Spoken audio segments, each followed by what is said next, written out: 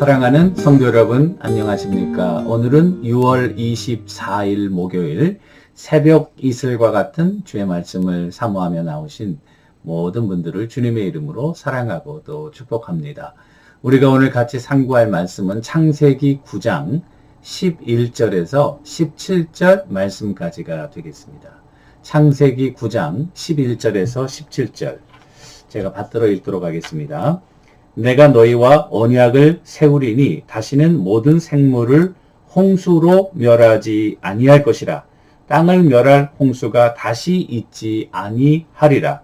하나님이 이르시되 내가 나와 너희와 및 너희와 함께 하는 모든 생물 사이에 대대로 영원히 세우는 언약의 증거는 이것이니라.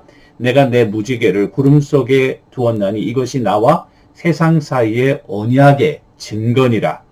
내가 구름으로 땅을 덮을 때에 무지개가 구름 속에 나타나면 내가 나와 너희와 및 육체를 가진 모든 생물 사이에 내 언약을 기억하리니 다시는 물이 모든 육체를 멸하는 홍수가 되지 아니할지라.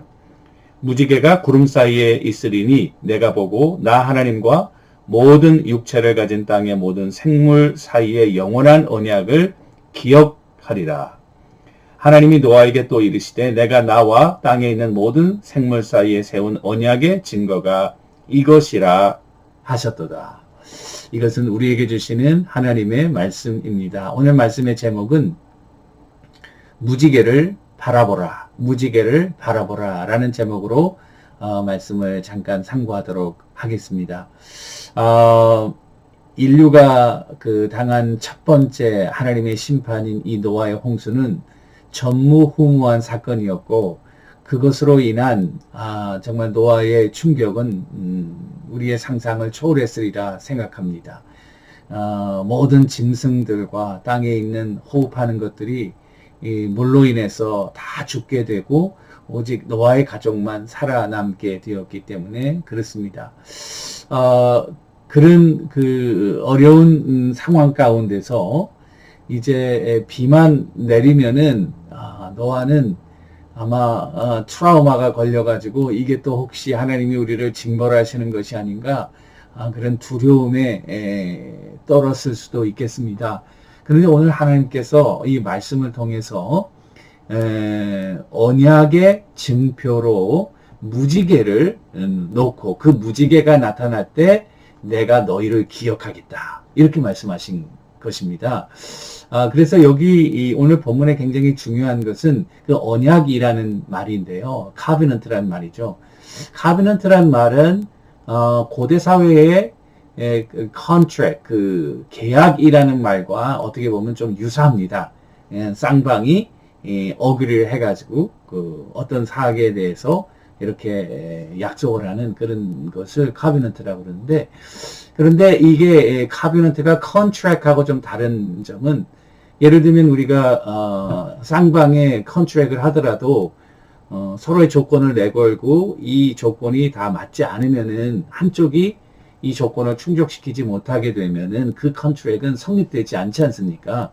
그러나 이 covenant라고 하는 것은, 언약이라는 것은 하나님의 주권적인 의미가 거기 많이 들어가 있어요. 내가 언약을 세운다는 거죠. 하나님께서 약속하는 거예요. 사실 하나님이 약속할 필요가 없으세요. 하나님은 전능하신 분이시고 주관자이시고 창조주이시기 때문에 우리와 약속할 필요가 없으신 거예요. 모든 것을 스스로 결정하고 스스로 하시면 되는데 우리와 약속하시는 거예요. 그러니까 당신을 영원한 계약에 우리에게 바인딩 하시는 그런 어떻게 보면은 신약에 나타난 터미널로지를 하면은 하나님은 사랑이라. 이 신약에 나타난 사랑이라는 표현이 구약에서는 covenant, 언약이라는 말로 나타난다라고 저는 봅니다. 그래서 이 아브라함에게도 하나님의 언약을 주시는 거예요. 그런데 아브라함도 하나님의 언약을 받았지만은 그 약속을 받고 가나안 땅에 갔지만은 아들이 오랫동안 없지 않았습니까? 근데 하나님이 그 아브라함에게 언약의 증표로 주신 것이 뭐냐면은 밖으로 데리고 나가셔서 하늘의 별을 보라. 너의 자손이 이와 같이 되리라. 이런 증표를 주신 거예요. 그러니까 아브라함은 그 가나안 땅에서 아무도 모르는 낯선 문화와 사람들 사이에 이 갈대아 우르에서는 편안하게 또 안정되게 잘 살 수 있었는데 하나님의 비전과 꿈 가운데 부름받아 순종하고 목숨을 걸고 1000km나 되는 대 캐러반 장정을 통해서 가나안에 왔는데 가나안에 기근도 있죠. 말도 잘 안 통하겠죠. 문화도 다르죠. 사람도 다르죠. 얼마나 힘들었겠습니까? 그 인생이. 하나님은 언약이라는 말로 내가 순종하고 나갔는데 실제 삶은 너무나도 힘든 거예요. 그런데 하늘의 별을 볼 때마다 그 언약이 생각나요. 내 자손이 이 하늘의 별과 같이 무성하게 될 것이다. 예, 이거는 정말로 얼마나 큰 소망이 아닌지 모릅니다. 우리가 니카라구아 선교를 많이 하면서 그 이제 마지막 날에는 우리가 문화 체험하면서 이렇게 그 근처에 있는 유명한 데도 이렇게 좀 다니고 그랬거든요. 그때 그라나다 호수를 갔는데 우리가 참 그때 많은 분들이 몇 년도인가 2012년도인가 13년도인가 제가 잘 기억을 못 하겠는데 정말 우리가 열심히 일주일 동안 땀을 흘리면서 먹지 못하고 잠자지도 못하면서 수학을 하고 참 보람되게 사역을 마쳤어요. 마지막 날에 이제 그 한나절 잡아가지고 그 근처에 있는 호수를 우리가 선교사님 인도하에 이렇게 구경 갔는데 그 광활한 호수가 있는데 그때 호수 위로 무지개가 확 뜨는데요. 너무나도 기분이 좋더라고요. 무지개라는 게 이게 소망의 상징 아닙니까? 하나님께서 너희를 기억하고 그리고 너를 다시는 멸하지 않겠다고 하는 소망의 그 언약의 증표로서의 무지개가 딱 뜨는데 쌍무지개가 뜬 거예요, 여러분. 그냥 하나가 뜬 게 아니라 무지개 위에 또 무지개가 뜬 거라고요. 많은 분들이 그때 가실 때 사진을 다 찍어가지고 야 정말 하나님이 너무나도 감사하다. 우리의 사역을 기뻐하시는구나. 그런 징표를 저희가 받은 적이 있습니다.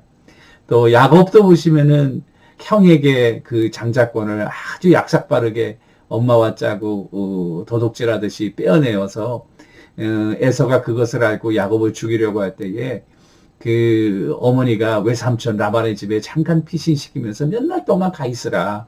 형의 노가 풀릴 때까지 그리고 다시 네가 오면 되지 않겠냐 했는데 그것이 영원토록 20년이 넘도록 그가 그곳에서 살아야 될 줄은 그때는 몰랐겠죠.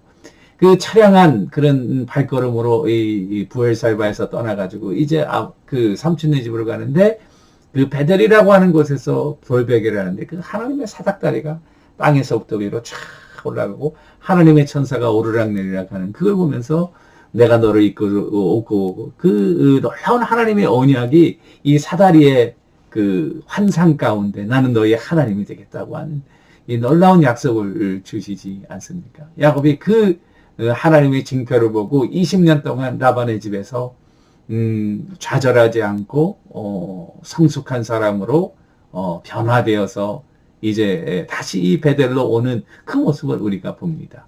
이 무지개라고 하는 것은 그런 의미에서 너무나도 귀하다. 하나님께서 우리에게 주신 소망의 상징. 그리고 언약이라는 말에서 내가 너를 놓지 않겠다. 그러니까 쌍방의 계약은 한 사람이 파괴하면 파괴되는 거지만 이 언약은 아브라함이 뭐 잘나가지고 이 언약을 지켰습니까? 아니죠. 많이 실수했다고요. 야곱도 많이 실수하고 범죄했다고요. 그런데 놀라운 것은 언약이라고 하는 것은 그 주체가 하나님이세요. 하나님이 주체가 되니까 우리가 때로는 논다고요, 손을. 그렇지만은 하나님은 우리를 찾고 계시는 거예요. 그러니까 계약이라고 하는 것은 이렇게. 그래서 한 사람이 놓으면 이게 끝나는 거야. 근데 언약은 이렇게 되는 거야. 내가 놨지만은 하나님이 우리를 계속 홀드하고 계시는 그와 같은 하나님의 주권적인 사랑의 표현이다. 그래서 언약이 신약에서 표현되는 것은 사랑이고 그 언약의 가장 베스트 레프레젠테이션은 바로 예수 그리스도가 되겠죠. 그래서 이 땅에 우리를 죄를 대속하시기 위해서 십자가에 돌아가심으로 그 하나님의 사랑을 증명한 로마서 5장 8절. 우리가 아직 죄인 되었을 때에 하나님께서 자기 아들을 보내시고 그리고 우리가 그를 죽게 하심으로 우리에 대한 자기의 사랑을 확증하셨다. demonstrate 했다는 게 뭐예요? 여러분 이 무지개처럼 demonstrate 증표로 보여주셨다는 거예요. 그러니까 우리가 하나님의 사랑을 퀘스천하고 하나님 나를 잊으셨나? 나는 이렇게 어려운 일이 있을까? 그때 여러분들과 내가 해야 될 것은 무지개를 바라보는 거예요. 그 무지개는 바로 십자가 위에서 우리를 위해 대속하신 예수 그리스도의 그 하나님의 깊은 사랑이 아닌가. 십자가는요, 우리가 부인할 수 없는 하나님께서 우리에 대한 사랑의 확증이라는 것입니다. 그 사도 바울은 자기 아들을 아끼지 아니하시고 우리를 위해 내어주시니가 그 아들과 함께 모든 것을 우리에게 은사로 주시지 않겠느냐. 이 개역 개정판에는 그거를 은사라는 말을 뺐어요. 모든 것을 우리에게 주지 않겠느냐. 그런데 개역판에는 우리에게 은사로 주시지 않겠느냐. 같은 의미지만 제가 볼 때는 은사라는 말을 표현하는 것이 좋습니다. 왜냐하면은 그 은사라는 말은 거저 주시는 은혜거든요. 그러니까 우리가 아들을 아끼지 아니하고 우리에게 모든 것을 내어주시니까 아들과 함께 우리의 모든 것을 거저 주시지 않겠냐, 이런 말이거든요. 그러니까 주시지 않겠냐라는 말은 거저 준다는 말을 좀 약화시킨 의미가 들어서 이 개역 개정판의 그 번역이 그것은 제가 조금 좋아하지 않습니다. 그렇지만은 원래 성경의 의미를 따르면 우리 공짜로 거저로, 그게 은혜예요. 은혜는 공짜인 거예요. 하나님 거저 주시는 거예요. 우리가 잘해가지고 준 거는 그건 은혜가 아니죠. 내가 당연히 한 일에 대한 삭스를 받는 거죠. 하나님은 늘 우리에게 거저 주시는 은혜가 있어요. 내가 그것을 감당할 그릇도 안 되는데, 자격도 없는데, 그것들 한 일도 없는데도 불구하고 우리를 붙드시는 거예요. 하나님께서 이 노아에게 언약의 증표를 보여주시면서 내가 다시는 너를 멸하지 않겠다 라고 하는 소망의 메시지를 주시면서 결국 그 언약의 증표를 따라 예수 그리스도를 이 땅에 보내주시고 우리가 하나님의 자녀가 되는 권세를 가진 능력 있는 성도의 삶을 살게 되었다는 사실입니다. 혹시 우리 가운데 이 팬데믹으로 경제적으로 너무 힘들다든지 또는 건강이 너무 어려워서 마음에 낙심이 된다든지 또 사람들과 만나지 못함으로 너무 디프레스 돼가지고 힘들어하는 성도들이 있습니까? 언약의 무지개를 바라봅시다. 그리고 십자가에서 우리를 위해 대속하신 그리스도를 바라봅시다.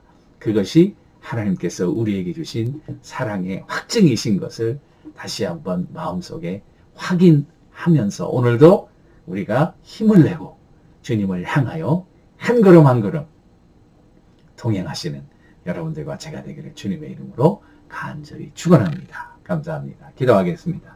하나님 아버지, 환난과 고통 가운데서 트라우마틱한 익스피리언스 속에서도 그 아브라함, 노아를 기억하시고 언약의 증표로 무지개를 주신 것과 같이 우리의 언약의 증표이신 그리스도를 바라보고 오늘도 우리 삶에 힘들고 좌절되고 어려운 상황이 있지만은 주님만을 바라보고 의지하며 확신하며 나아가는 하나님의 귀한 종들 다 되게 하옵소서. 감사하며 예수님의 이름으로 간절히 기도 올리옵나이다. 아멘. 여러분, 오늘도 언약의 증표 되신 그리스도를 바라보고 그분의 손잡고 그분과 동행하는 여러분들과 제가 되기를 주님의 이름으로 축원합니다. 감사합니다.